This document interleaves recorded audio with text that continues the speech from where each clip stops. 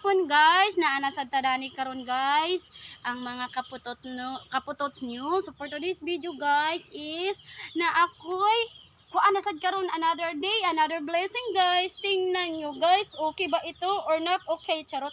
Comment lang kayo sa comment section ko kung anong isda ito. Ang haba guys, tingnan nyo guys. Oh, tingnan nyo, tingnan nyo. And then, apagid siya guys. Oh, duha ni siya kabuok. Una apa oh. Kani gamatoy. Kani kailan mo dani. Dinapod yung isa. Oh. Puriyab butol sa ulo. Ah. Ano nagbisi. So dara siya guys. Sobra talagang laki guys. Ako ni butang diretso guys sa kani na kay ko kadaog.